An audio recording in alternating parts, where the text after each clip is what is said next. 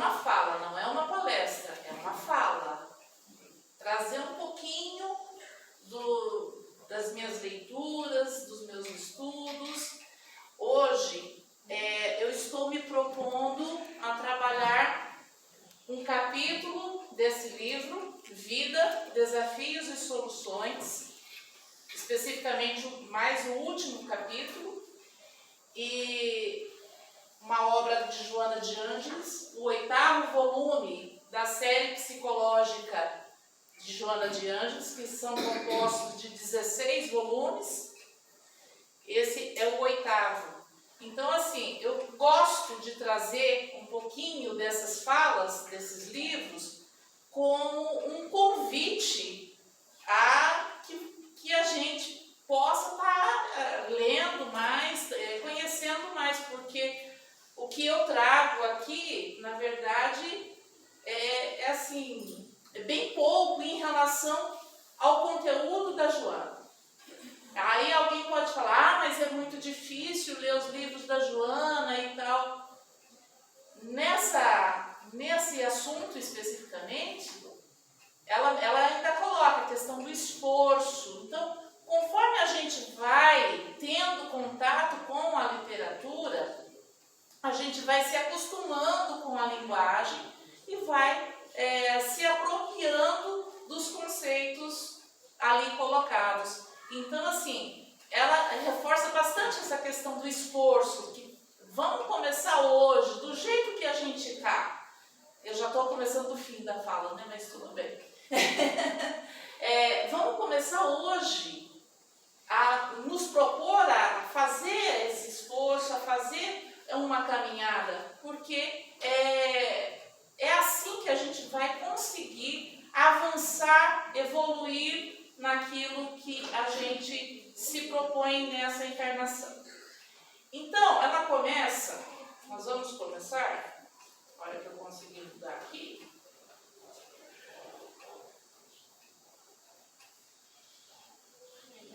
Só um pouquinho, gente. Tá. Ela coloca, vamos começar a colocar então o conceito de vida, porque o título do livro é Vida, Desafios e Soluções. Então vamos começar pelo conceito de vida. Então os dicionários colocam o período de nascimento até de morte, né? Que mantém atividade contínua. O mecanicista coloca como sendo fenômenos físicos-químicos. Os vitalistas incluem a questão do princípio vital. O materialismo dialético coloca como um sistema no qual tudo se modifica em movimento de superação.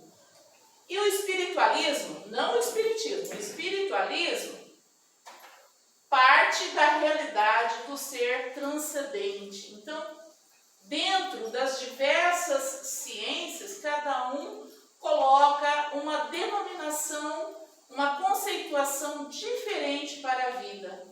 Só que ainda é muito limitado tudo isso. E a Joana vai nos trazer um conceito que amplia isso aí, porque ali não está a questão do transcendente. O espiritualismo ali coloca a parte da realidade do ser transcendente, mas ainda se torna uma coisa limitada, né? Porque a maioria hoje, inclusive das religiões, se coloca do nascimento até o túmulo. E, inclusive, a gente vê aí muitas discussões, a questão relativas ao aborto, quando que se começa a ter vida, é com 22 semanas, é na hora da fecundação, enfim. Existe uma discussão muito pertinente e atual sobre essa questão do conceito de vida. O que é o conceito de vida, então, para nós? Então, olha lá, segundo os biólogos, faz parte da organização celular. O filosófico tem uma outra formulação, mas ainda se limita do berço ao túmulo.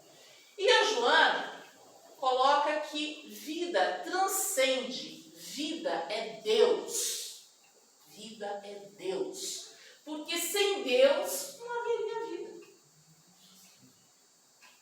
O ser humano, a ciência, embora hoje a gente tenha aí a questão dos crones, um avanço tecnológico e científico extremamente grande, mas se colocar do início, eles colocam a vida pela vida, a partir de uma outra vida.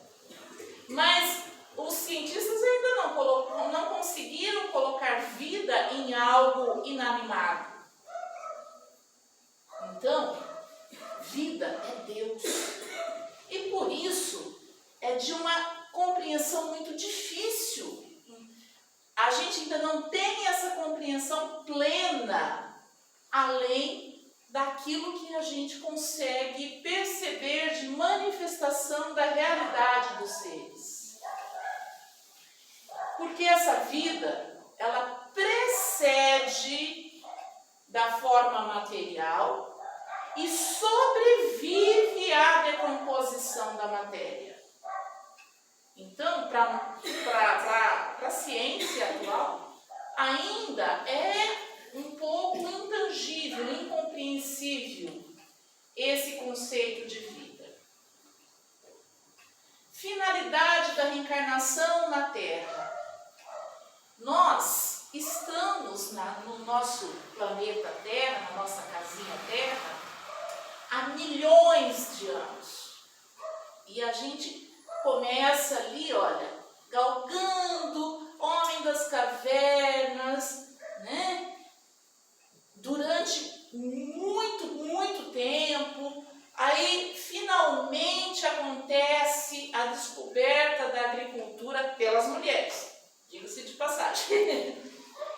A descoberta da agricultura, e essa descoberta da agricultura é, na verdade, uma grande revolução, porque modifica completamente os hábitos, os costumes daquela população. A questão da caça já não precisa tanto se correr o risco da caça. Os homens começam a fazer a criação dos animais. A questão dos alimentos começa a aumentar. As pessoas ficam mais gregárias, ficam mais próximas umas das outras. Então, a revolução agrícola traz uma grande modificação e um grande desenvolvimento para aquela sociedade. E as pinturas, que eram a forma de comunicar aquilo que eles faziam nas cavernas, começam a ter outros símbolos, começa a aparecer a escrita, né? E nisso nós já estamos há 4.000 anos antes de Cristo.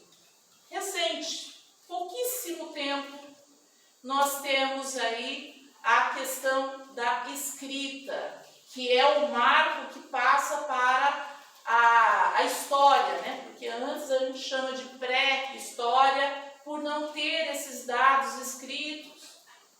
E daí nós vamos etapa a etapa galgando a nossa evolução. O pensamento primário, então, esse pensamento principalmente desses primatas, ele está muito ligado à questão ainda dos instintos. E conforme essa sociedade vai se desenvolvendo, essas questões externas começam a afetar o nosso interior. E por mais que a gente pense, se preocupe com as questões sociais, econômicas, políticas e tal, a gente começa a vivenciar alguns conflitos internos, porque nós ainda temos muitos desses instintos em nós. E essas paixões começam a nos levar a muitos sofrimentos internos. A questão do egoísmo, do orgulho, né? Da disputa de poder. Então, tudo isso vai se formando encarnação a encarnação. Memórias que vão sendo arquivadas no nosso espírito.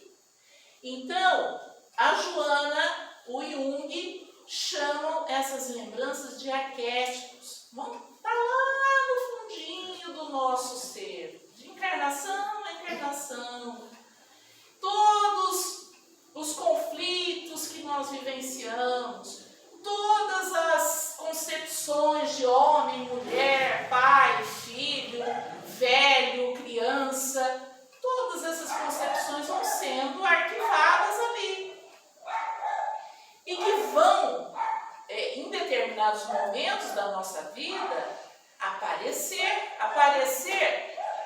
não de forma clara, de forma racional, mas vão estar reincidindo na nossa vida, vão estar, olha, você ainda não resolveu isso, então aquilo que a gente ainda não resolveu, de vez em quando aparece em forma de angústia, em forma de depressão, de tristeza, muitas vezes, porque aquilo ainda está nos incomodando em um determinado grau.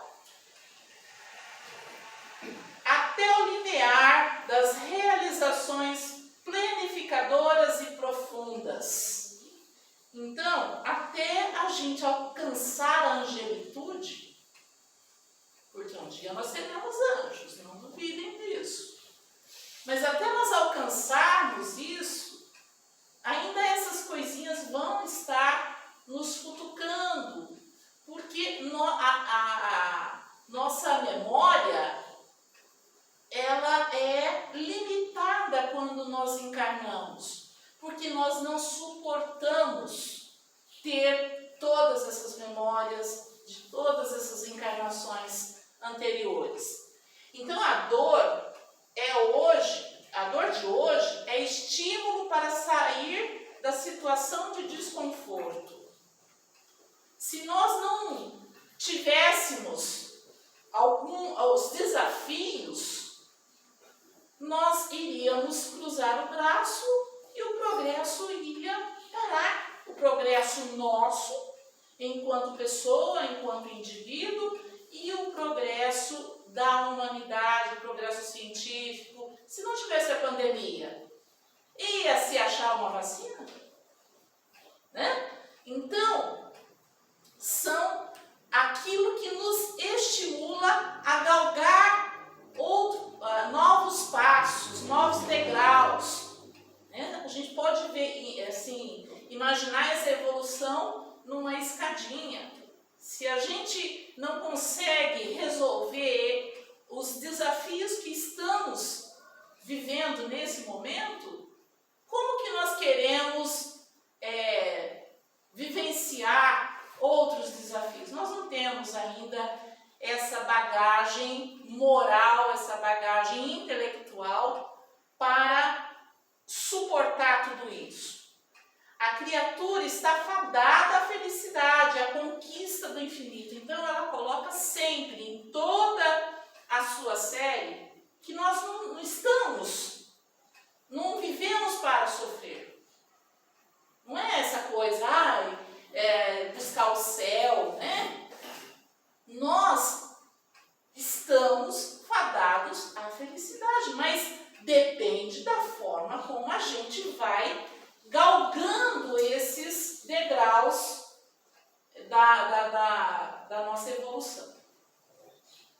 Então, o sentido existencial. Então, nós temos aí as pautas sociais, econômicas, políticas e tudo que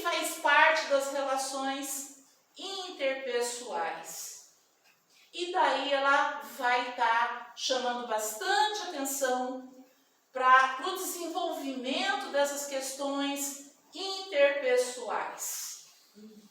Nós vamos estar trabalhando bastante essa questão, porque não basta, lá na frente, né, a gente vai estar falando um pouquinho disso, não basta a pessoa ser inteligente, não basta a pessoa ter um QI elevado, se ela não tem essa relação interpessoal bem resolvida, se ela não sabe motivar as pessoas, se ela não tem um relacionamento de trabalho harmônico, para fazer um trabalho em equipe.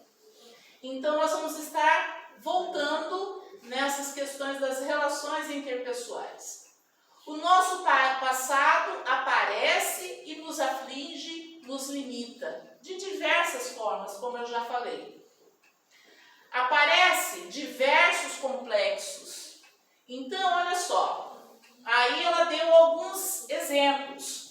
Complexo de Édipo e de Eletra é quando o filho se apaixona pela mãe ou a filha se apaixona pelo pai.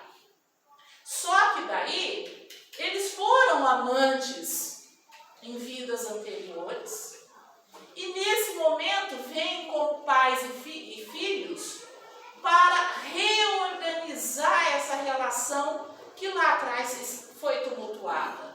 Então eles vêm numa vivência de amor, mas de um outro tipo de amor que tem que dar uma segurada na questão da sexualidade para não cair na questão dos incestos, né?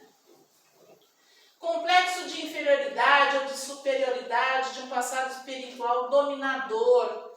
Então, quantos a gente poderia dizer, por exemplo, dos escravos, que numa encarnação foi escravo, então em outra encarnação ele vem com aquele sentimento de inferioridade, né? Ou então ele foi um grande dominador, um grande guerreiro, e vem com aquele sentimento de dominação, continua com aquele sentimento de dominação, que tem que ser trabalhado. A claustrofobia, faltou um S ali, que é o medo de lugares fechados. A minha filha tem medo de elevador, e isso pode ter sido, por exemplo, a questão de que a gente está num ambiente, aí, por exemplo, esse ambiente pega fogo, né? A gente está numa comunidade em que pega fogo. Então, existe aquele tumulto, gente atropelando todo mundo. Ou então, por exemplo, a pessoa foi enterrada viva. E então, ela traz essas coisas do passado. A depressão, ela diz que está muito ligada ao sentimento de culpa, né? Então, quantas coisas nós estamos vivenciando atualmente, mas que tem as suas causas, os seus resquícios em vidas anteriores. Então, nós precisamos conscientizar-nos do que nós necessitamos fazer, de como conseguir o êxito. Um chamamento urgente para a revolução íntima transformadora. Ela está dizendo aqui que a gente não vai conseguir resolver as nossas questões, principalmente essas questões emocionais, ligadas à questão emocional e moral, sem a gente fazer um mergulho interior e ver realmente quem somos enquanto seres espirituais que somos. Que não nascemos há 10, 50 anos, mas que nós nascemos, como diz Raul Seixas, há 10 mil anos ou muito mais. Né? Então, como é que a gente vai fazer isso? E ela coloca, viver é construir-se interiormente, superando cada patamar de evolução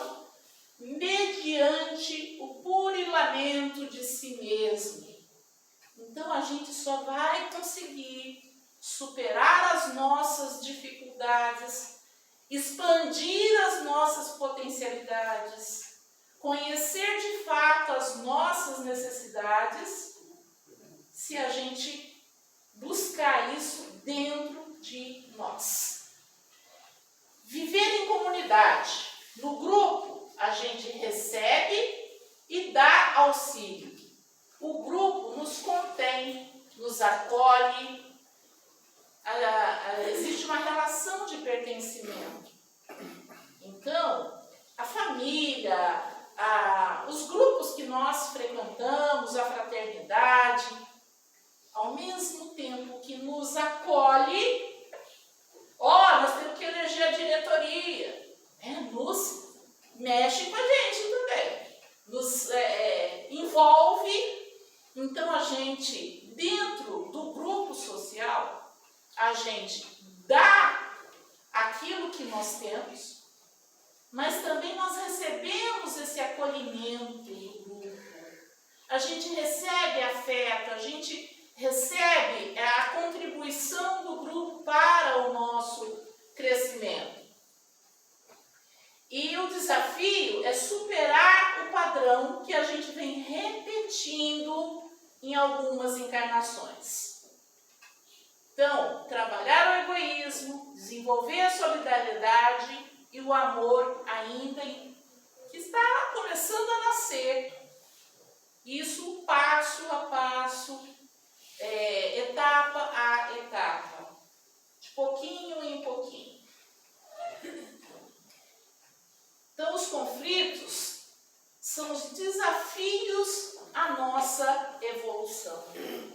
A gente vai enfrentar dor, a gente vai enfrentar a morte de um familiar, né? A gente está enfrentando pandemia, está tendo guerras, conflitos, muitos conflitos políticos, sociais, mas nós vamos superar tudo isso dependendo de como nós olhamos para todas essas questões externas e principalmente para as nossas questões internas.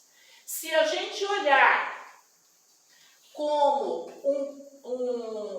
um passo, porque a gente precisa aprender para a gente superar, a gente vai se sentir mais feliz. Então ela coloca ali, olha, os amadurecidos vê a oportunidade de evolução diante de novos desafios.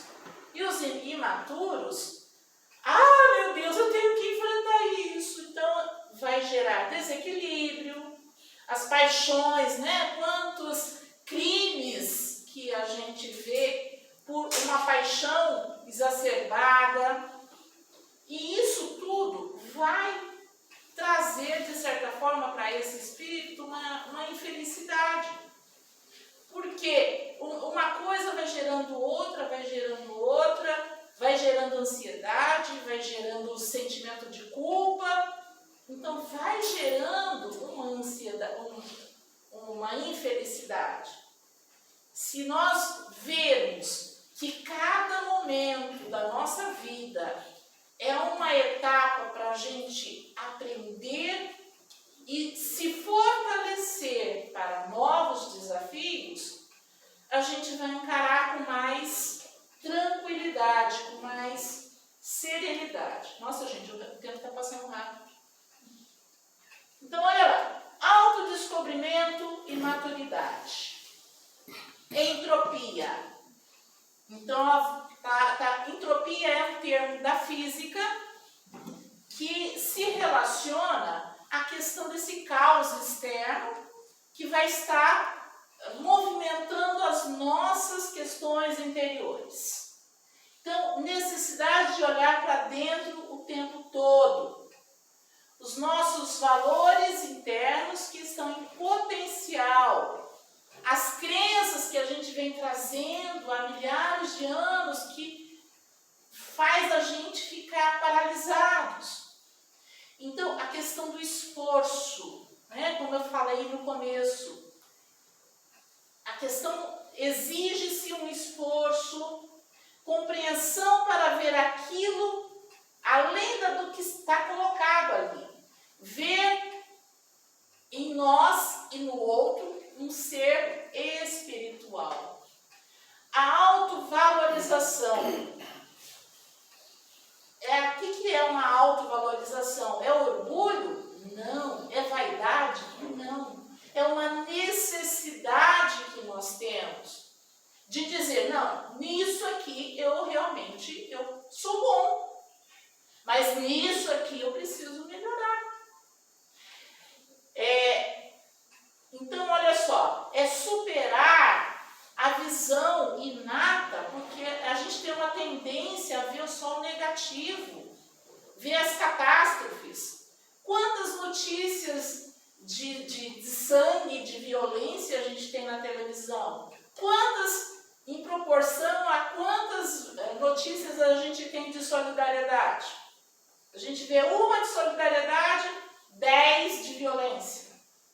Então, superar essa tendência de sempre estar vendo o negativo e nos autovalorizarmos.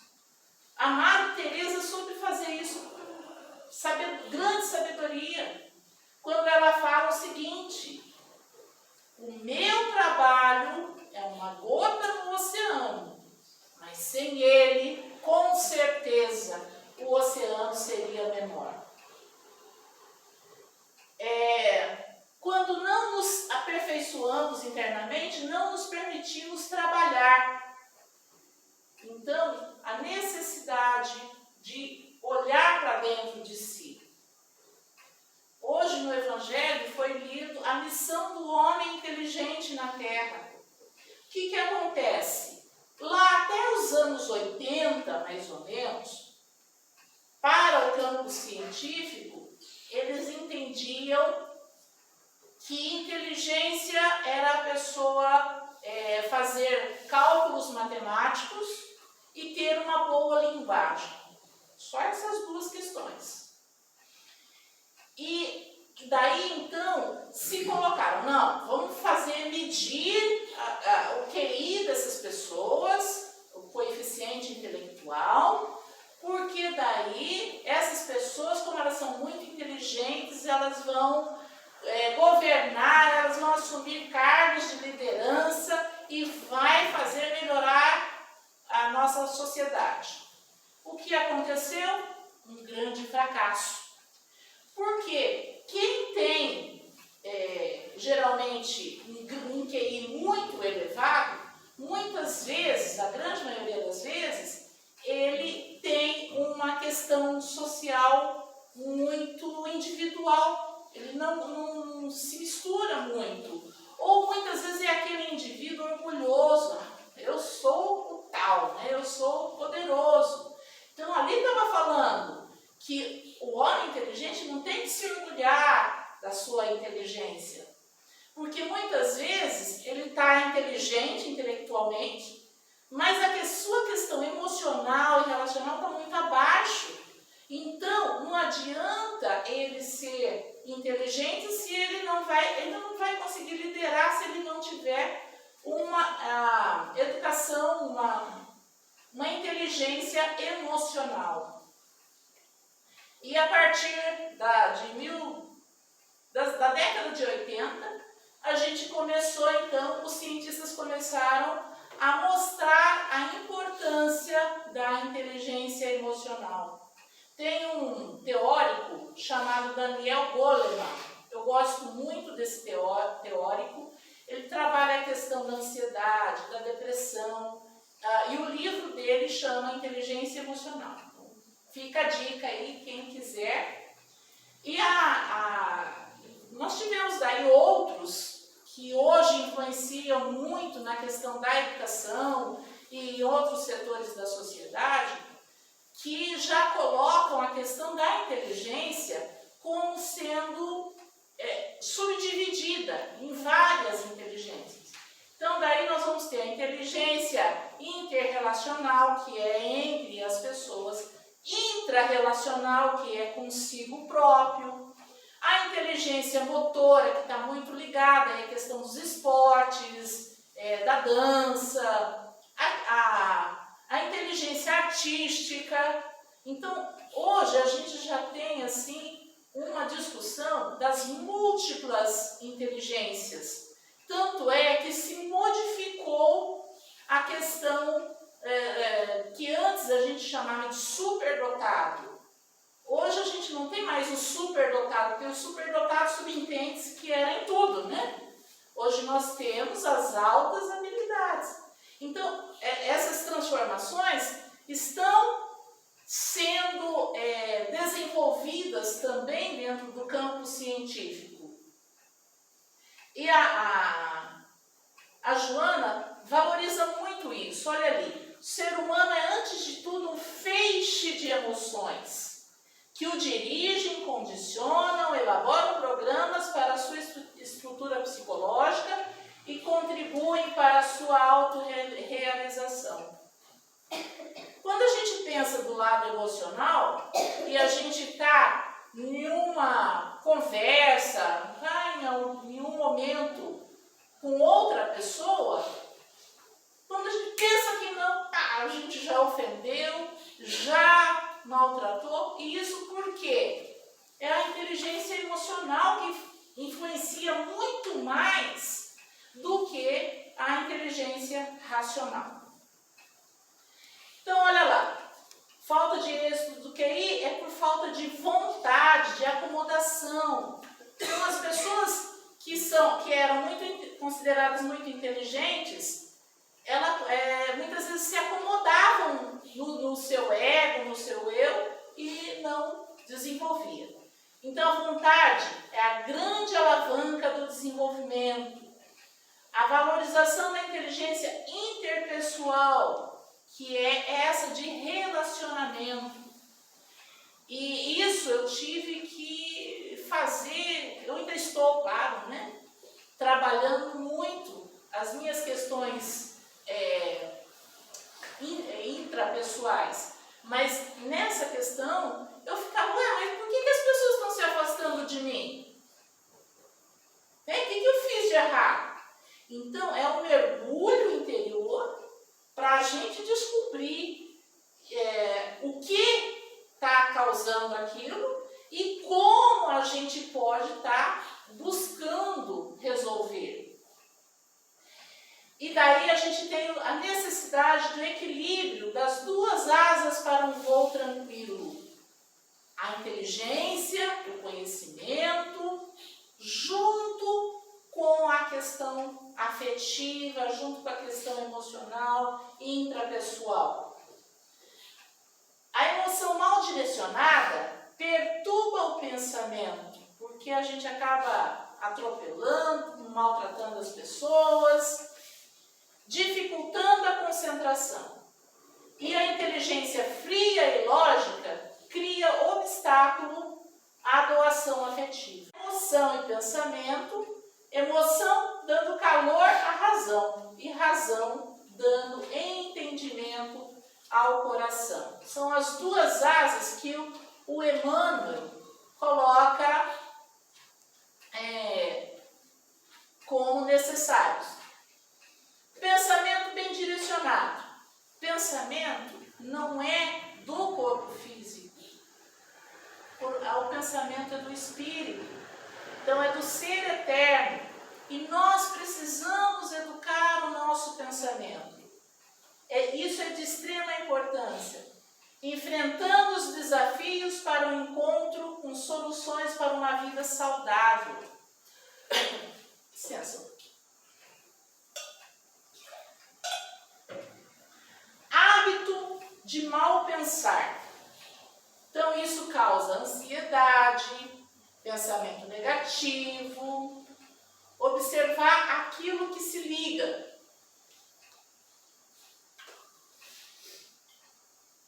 Eu já ouvi várias vezes, em palestras espíritas, a questão da sintonia. Com o que nós estamos nos ligando? Né? E Jesus lá falou, me digas com quem andas, que eu te direis quem és. E isso aqui vale para isso aqui também. Com que você está sintonizando? Que tipo de programação de televisão, de WhatsApp, de rede social você está vendo? Você está se vinculando mais? Isso mostra também quem nós somos. Então, alterar a forma de encarar a vida, tudo se modificaria. Se a gente fica naquela, não vai dar certo, claro que não vai dar certo. A gente está chamando as coisas para não darem certo. A neurolinguística coloca que as fixações mentais contribuem para as realizações humanas. Então, a forma como a gente lida com isso, a forma como a gente coloca essas questões, vão estar direcionando a nossa vida.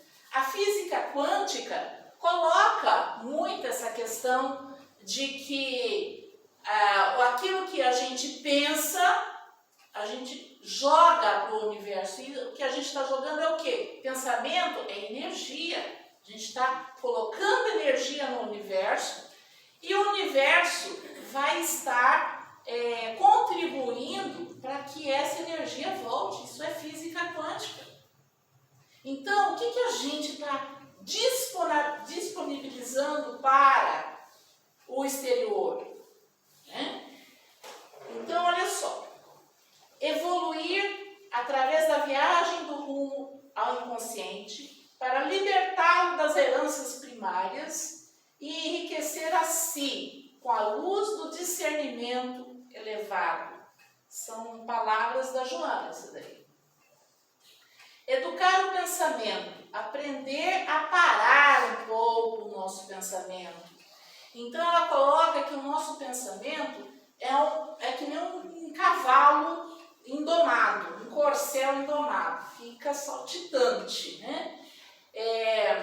E isso a gente observa muitas vezes que a gente está tentando ler uma coisa, aí toca o WhatsApp lá, mensagem, opa, quem está me ligando já desfocou. Então o nosso pensamento fica saltitante e por isso a gente tem que domar o pensamento.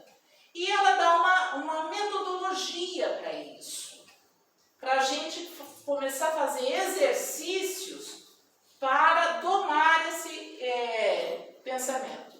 Então, a primeira coisa é o relaxamento.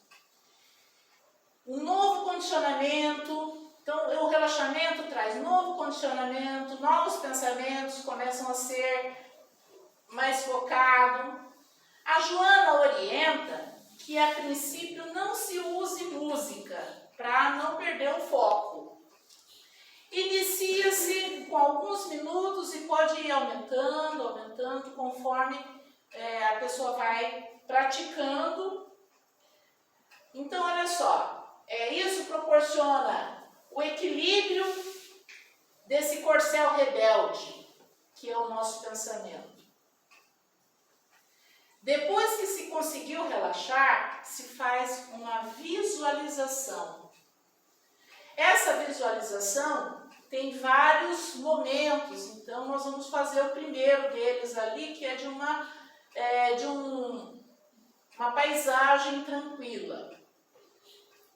Depois que você fez uma visualização bem legal de um lugar gostoso, que você já se colocou nesse lugar, você vai tentar visualizar, você vai criar a visualização ou fazer uma lembrança de um acontecimento interessante da sua vida. Um momento que você foi muito feliz.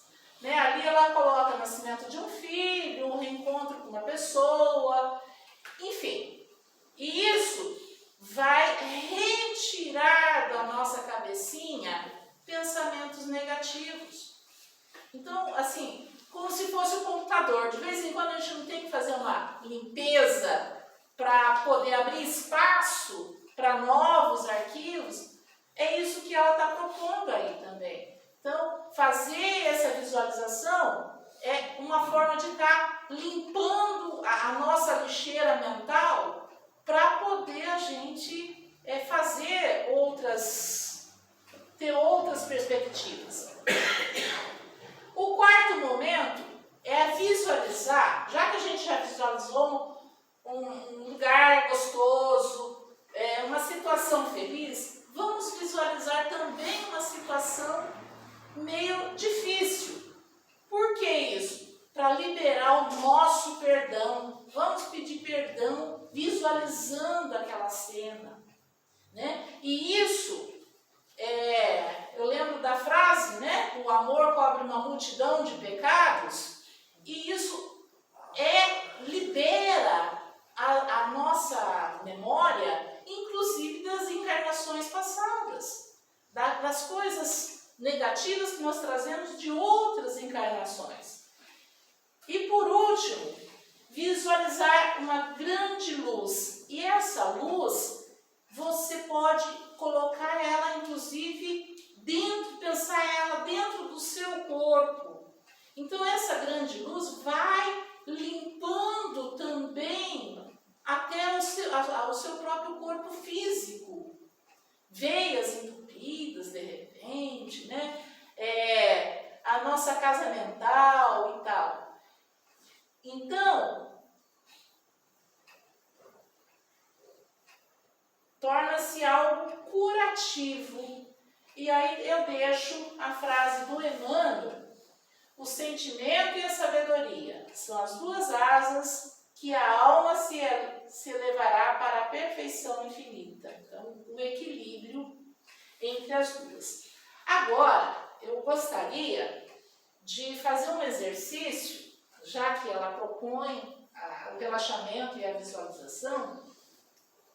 Eu gostaria de buscar fazer esse exercício com vocês e em seguida daí a gente já iria para o passe. Pode ser? Beleza?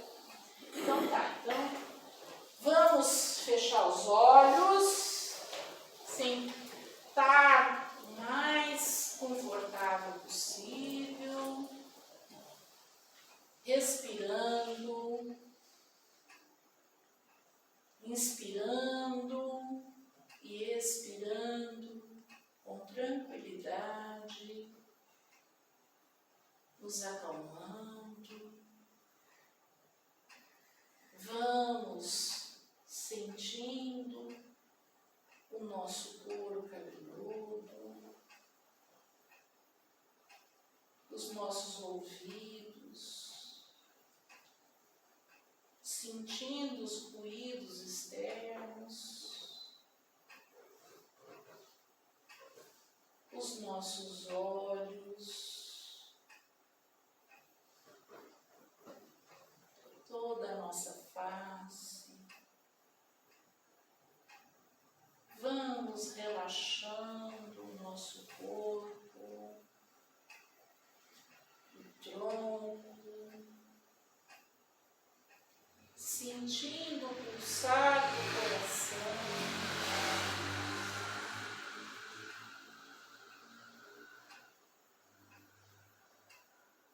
Sentindo os nossos braços,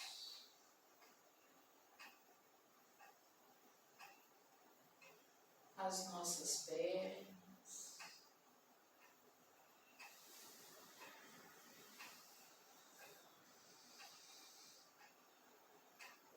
agora vamos viajar, vamos a uma praia,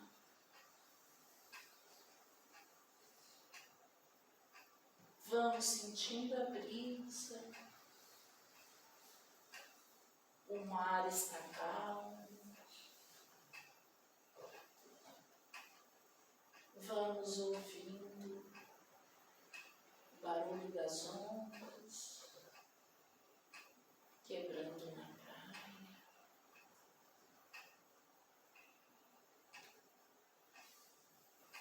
O sol está numa temperatura agradável.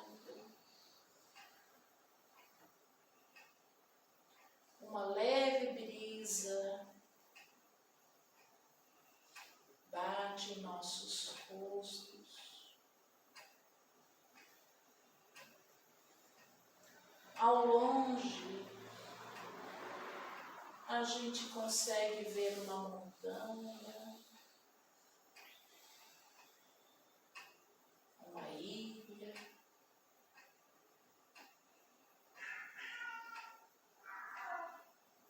até um gato tem.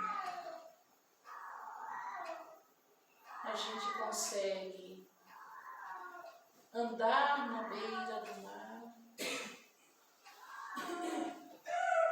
Estamos felizes, tranquilos, serenos.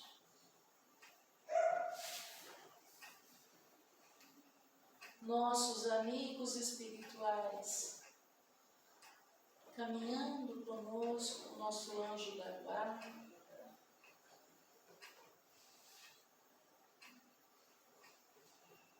E assim nós vamos mantendo essa condição, porque vamos entrar na Câmara de Paz e continuar recebendo essas bênçãos dos nossos amigos. Vamos abrindo os nossos olhos, voltando, mas continuar serenos.